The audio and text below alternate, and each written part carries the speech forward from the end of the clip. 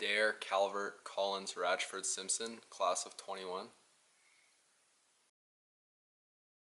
Although I was born in France, I moved to Toronto when I was 2.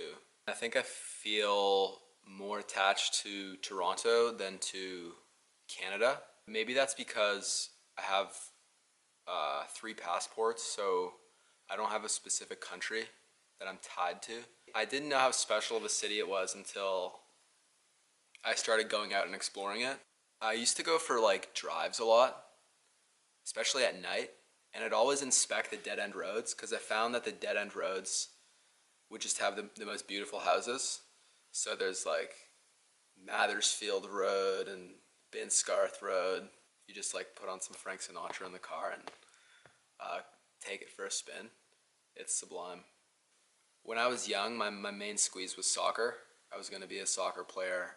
Even when that was the case though, I would still find myself listening to music and analyzing it and thinking, what could the band have done better? What should they have done in the bridge? Or like the chorus was lacking and shit like that. Then I had some issues with my coaches in soccer. I was kind of a rowdy kid, actually like a really rowdy kid.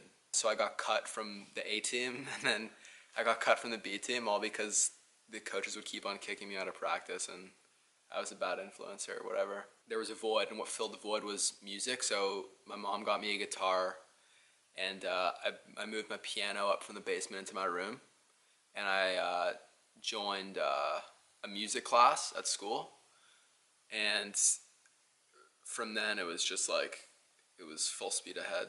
I remember my dad had this red Jag, like a Jaguar. He'd always, whenever like the solo of the song would come on, he'd take the wheels and swerve it to the beat of the song. And so like for the Sultans of Swing solo, where it goes really fast, he'd always like have all the boys laughing because he'd be doing a James Bond swerve. My dad's parents, so my grandparents, were very famous Arctic explorers.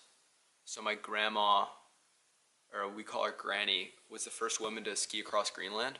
There was like an ethical dilemma because they wanted to go to the North Pole, but they weren't sure that they had enough. But they came back because of the kids. There's a lot of stories like that where they were very close to death, and if something happened differently, I wouldn't be here, which is always super strange to think about.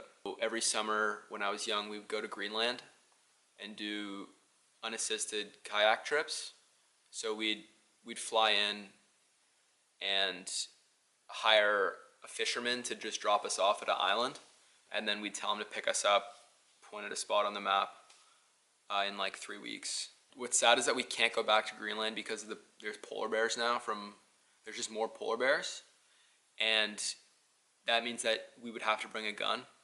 And last time we did bring a gun, and it was just very stressful. It's too bad, but there's a lot more to see. So my favorite meal of all time is my dad's spaghetti bolognese with raisins in the meat sauce. So he's one of those dads who is very good at cooking like one thing. Like he's an expert at cooking 1 or 2 things. And I think I'm soon gonna unseat my dad as Pasta King because I did a lot of practice over the summer